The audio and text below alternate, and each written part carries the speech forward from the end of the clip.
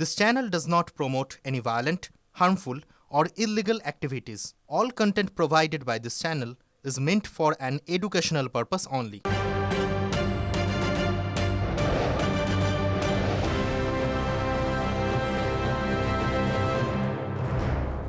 দেখুন, দুপুরে আপনাদেরকে দেখিয়েছিলাম যে এসআইআর এ নথি জমা পড়েছিল একটা বার্থ সার্টিফিকেট।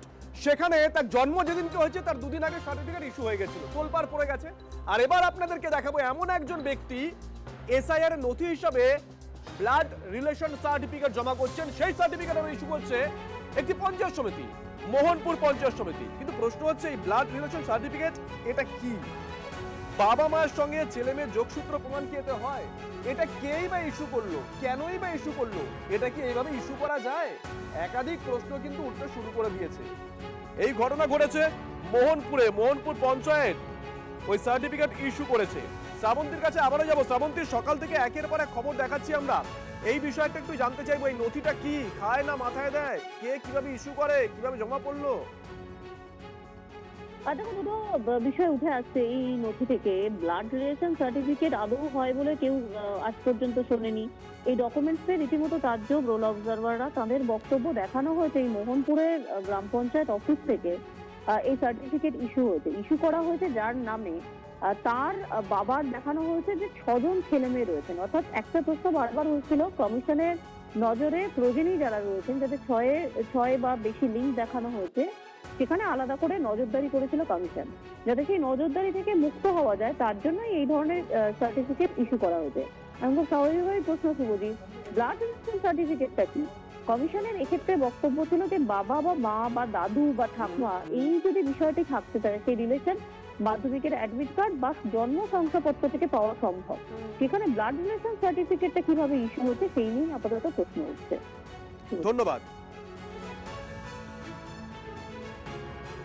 আরে ব্লাড রিলেশন সার্টিফিকেট, ঠিক যে বিষয়টি আমার দুই সহকর্মী তুলে ধরছিল আপনাদের সামনে, সেই বিষয় নিয়েই আপনাদের জানাই। মোহনপুরে এই যে ব্লাড রিলেশন সার্টিফিকেট জমা পড়েছে এবং সেই নিয়েই দ্বন্দ্বে এখন নির্বাচন কমিশন, যে এই ব্লাড রিলেশন সার্টিফিকেটের বিষয়টা কি আর এই যে সার্টিফিকেট তার বৈধতাই বাকি, সেই নিয়েই প্রশ্ন উঠেছে। এবং এদিকে আমাদের নজর থাকবে। আপনাদের জানিয়ে রাখি, এসআইআর এ যখন একের পর এক প্রামাণ্য নথি, সেখানে বাবা মায়ের সঙ্গে রিলেশনশিপ এস্টাবলিশ করার সেখানে চেষ্টা চলছে, বিভিন্ন অসঙ্গতিও ধরা পড়েছে এবং সেখানে মোহনপুরে সেই একই ধরনের অসঙ্গতি সামনে এসেছে এবং সেখানে সাবমিট করা হয়েছে ব্লাড রিলেশন সার্টিফিকেট, যেটা দেখে রীতিমতো হতবাক রোল অবজারভার যারা আছেন তারা।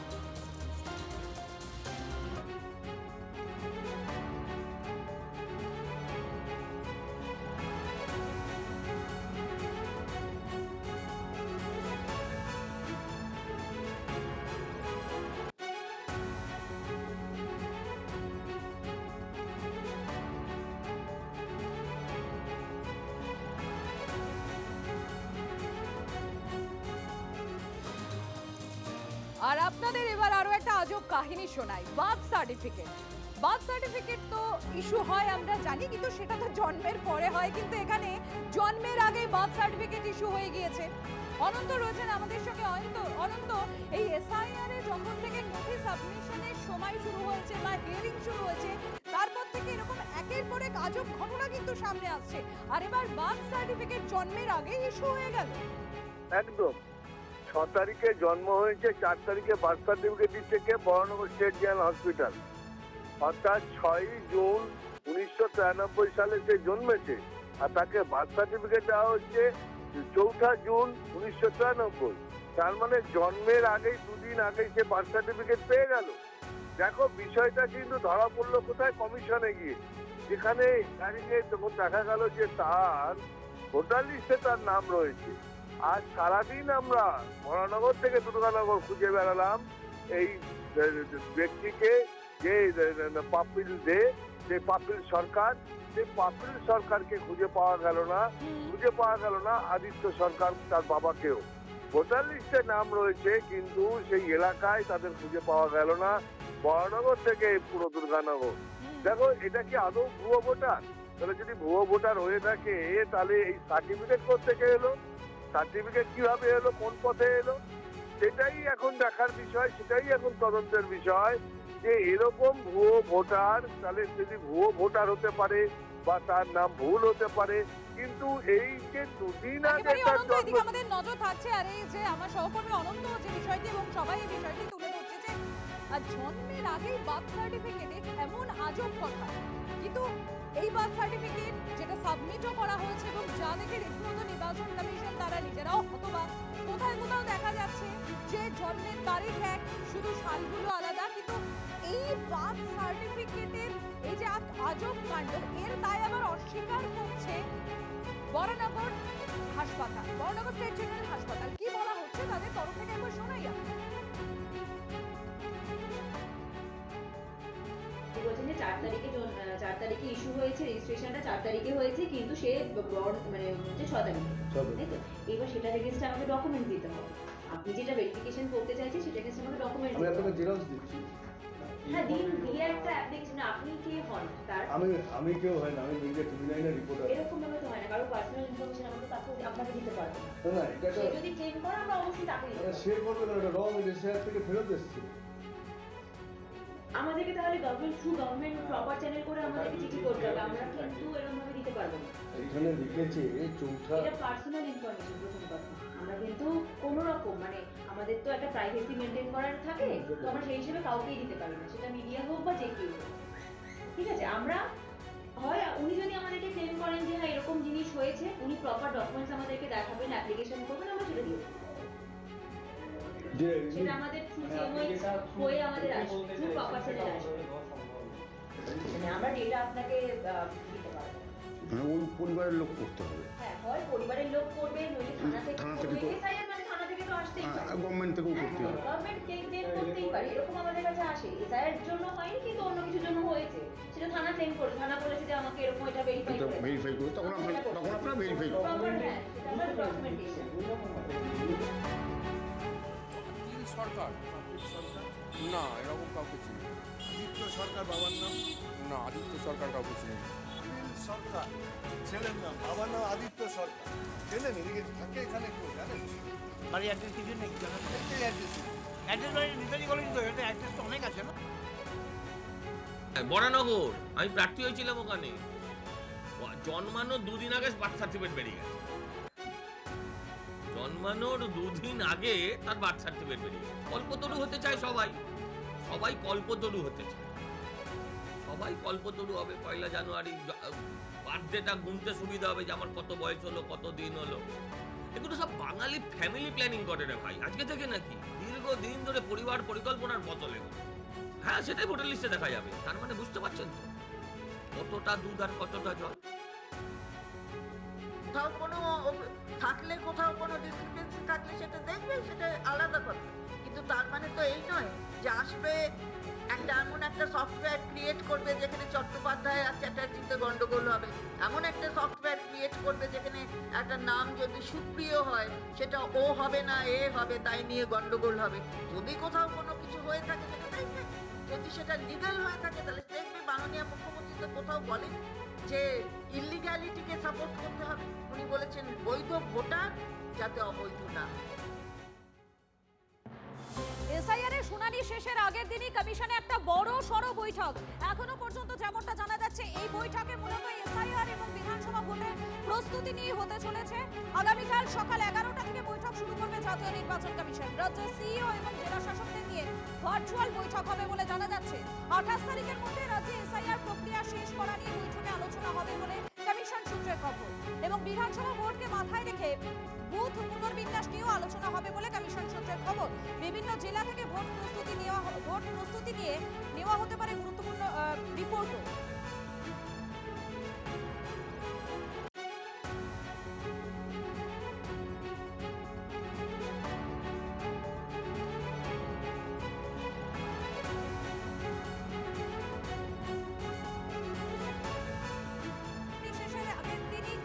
কমিশনে বড়সড় বৈঠক, যেমন এই খবরের আপডেট আপনাদেরকে জানাচ্ছিলাম। এর পাশাপাশি যে গুরুত্বপূর্ণ আপডেট আমাদের এই মুহূর্তে নজর রাখতেই হবে, সুপ্রিম কোর্টে মুখ্যমন্ত্রী সওয়ালের ছবি দিয়ে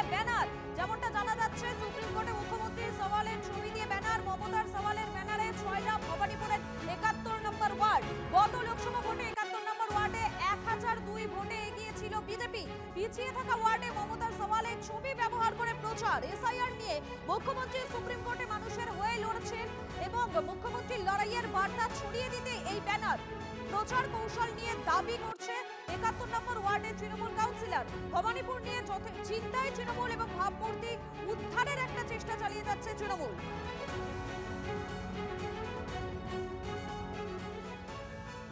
ভবানীপুর বিধানসভা, যে বিধানসভায় লোকসভা নির্বাচনের ফলাফলের ভিত্তিতে 5টি ওয়ার্ডে তৃণমূল পিছিয়ে রয়েছে, 3টি ওয়ার্ডে এগিয়ে রয়েছে তৃণমূল। অর্থাৎ যে 5টি ওয়ার্ডে পিছিয়ে রয়েছে তৃণমূল, সেই 5টিতে গেরুয়া শিবির অনেকটাই ভোটে এগিয়ে, যার মধ্যে অন্যতম হচ্ছে এই ৭১ নম্বর ওয়ার্ড।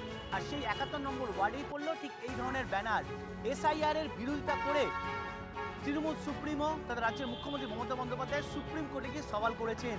সেই বিষয়টি মানুষের সামনে তুলে ধরতে এই ধরনের ব্যানার গোটা ৭১ নম্বর ওয়ার্ড জুড়ে 16টি বসানো হয়েছে, আরও বেশ কয়েকটি লাগানো হবে বলে এলাকার জনপ্রতিনিধি জানিয়েছেন। তবে কেন এই ধরনের ব্যানারের ব্যবস্থা? মূলত এলাকার তৃণমূল কর্মী থেকে নেতারা জানাচ্ছেন, মুখ্যমন্ত্রী এসআইআর নিয়ে সাধারণ মানুষের কথা বলেছেন। সুপ্রিম কোর্টে গিয়ে কোনো রাজ্যের মুখ্যমন্ত্রী প্রথম সওয়াল করেছেন যে এই বিষয়টি সাধারণ মানুষের সামনে তুলে ধরতেই এই ধরনের ব্যানারের ব্যবস্থা করা হয়েছে। ক্যামেরায় সুমিতের সঙ্গে সায়ন্ত ভট্টাচার্য, টিভি9 বাংলা, কলকাতা। আমি প্রত্যেক কটা পাড়ায় পাড়ায় যাই, প্রত্যেক কটা বস্তি স্লাম এরিয়াতে যাই, গিয়ে সবাই থেকে জিজ্ঞেস করি যে আমার কাজের জন্য কি আপনারা সন্তুষ্ট, আমার কাজের কোনো ভুল নেই তো, আপনার কোনো চাহিদা থাকে কাজের সেটা বলুন। লোকরা বলে, চেষ্টা করি লোকদের পাশে থাকার, দিদির মেসেজটুকু লোকদের কাছে পৌঁছে দেওয়ার যে আমরা দিদির লোক, আমরা দিদির সহকর্মী, আমাদেরকে যতটুকু পারবেন আমাদেরকে বলবেন, আমরা চেষ্টা করবো কাজ করার। ওই গাউনটা পরে মানে ওই দিদি তো গাউন পরেনি, দিদি শাল গায়ে দিয়েই যে মানে লড়াই করে গেলেন, বাংলার মানুষের জন্য যে লড়াই করেছেন, এতে বাংলার মানুষ খুবই খুশি। তো আমরা প্রথমেই এইটা করলাম, আমরা ৭১ নম্বর ওয়ার্ড থেকে আমরা এটা প্রথমেই লাগিয়েছি, এরপরে দেখবেন প্রত্যেক ওয়ার্ডেই এই ব্যানারটা লাগানো হবে।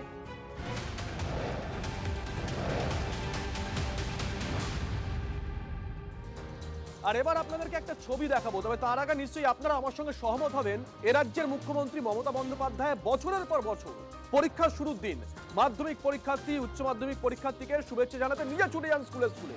বাবা মায়েদের কোনো অসুবিধা হচ্ছেন কিনা মুখ্যমন্ত্রী স্বয়ং খোঁজ খবর নেন।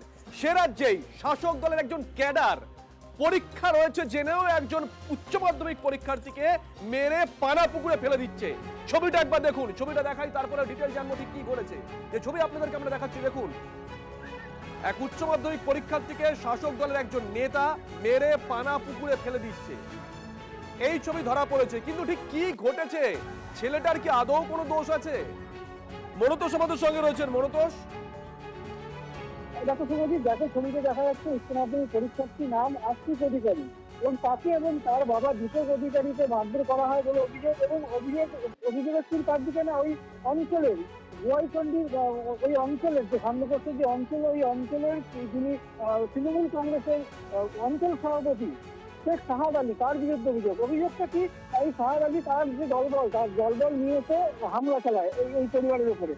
কি কারণ হচ্ছে যে এই পরিবারের একটি নিজেদের মধ্যে পারিবারিক জমি নিয়ে বিবাদ আছে এবং সেই বিবাদের জন্য একপক্ষ হয়ে তিনি এদের উপর করা হয় এমনটাই অভিযোগ। এবং পার্টি অফিসে করে যেতে বলা হয়, আমার পার্টি অফিসে যখন যায়নি তখনই এদের বাড়িতে এসে চড়া হয় এবং মারধর করা হয় এবং এই ছেলেটিকে তখন মেরে পুকুরে ফেলে দেওয়া হয়েছে। এবং উচ্চ মাধ্যমিক পরীক্ষা দিয়ে ছেলেটি তার পায়ে আঘাত লাগে এবং সেখানে তাদের হুমকি দেওয়া হয়েছে তার 4 দিন পর আবার আসবে, যদি তারা পার্টি অফিসে না যায়, দেখা না করে, তাহলে কিন্তু আবার আসবে এবং আবার তাদের মারধর করা হবে। স্বাভাবিকভাবে এই ছেলেটিকে উচ্চ মাধ্যমিক পরীক্ষার্থী যথেষ্ট ভয় ভীতির মধ্যে রয়েছে, তার পরিবার ভয়ের মধ্যে রয়েছে এবং এই বিষয়ে কিন্তু তারা খণ্ডের সামনে অভিযোগ জানিয়ে। কি বলি, নজর থাকবে, নজর রাখো। কালকে আমাদের পার্টি অফিস থেকে কিছুক্ষণ লোক আসে আমার ছোটো মার পারিবারিক বিষয় নিয়ে। তো সেই জিনিসটা আমার বাবাকে এসে বলে কি না দোকান বন্ধ কর বিষয়টা আমি বাড়িতে বসেছিলাম। তো বাবা বলে, রনি তো কিছু আমার লোক এসছে, দেখ বলছে যে দোকান বন্ধ কর। তো এই বিষয়টা আমি জানতে চাই তাদের কাছে। তো সেই জিনিসটা নিয়ে তারা আমার উপরে আক্রান্ত হয়ে এতটাই আমাকে বাজে ব্যবহার করে যে তারা আমার হাত দুটোকে ধরে পুকুরের উপরে আমাকে পুকুরের দিকে জলে ছুড়ে দেয় এবং ওখানে থাকা একটি বাঁশের উপরে আমার মৃত্যু পর্যন্ত আশঙ্কা হতে পারত। এই জিনিসটা আমার বিচার চাই। এবং কালকে আমার পরীক্ষা, আমি আমার পায়ের ওপরে আমার যে আঘাত লেগেছে সেই জিনিসটা কী করবো বলুন। আমাকে আবার বলেও গেছে 4 দিন পর আবার আসবে। আমাদের বিধান সভাপতি আমরা তৃণমূলে সবাই। একটা জমি পরিবর্তে রেল গেছে চাকরি দেওয়ার জন্য ছিল, দিয়ে সেই চাকরিটা দিইনি বলে পার্টি অফিসাররা যায় বারে বারে, দিয়ে পার্টি অফিস থেকে আমরা কালকে ডেকেছিল যাইনি বলে দিয়ে লোকজন এসে আমাদের উপর চড়া হওয়া, দোকান বন্ধ করা, মারধর, ছেলেটা কালকে পরীক্ষা দিতে যাবে, ছেলেটাকে মারধর করে জলে ফেলে দিয়েছে, দিয়ে এইসব ব্যাপার। কি অভিযোগ করছেন আর কার বিরুদ্ধে অভিযোগ? এবার ধরুন আমাদেরকে লকাই মেরেছে, লকাইয়ের দল বলে এসেছিল তারা, ওরা তৃণমূল পার্টি করে। কি বলে গেছে আমাদের বলছে আবার 4 দিন পর আসবো, তো বাবাকে ছেলেকে দুজনকে কিনে চলে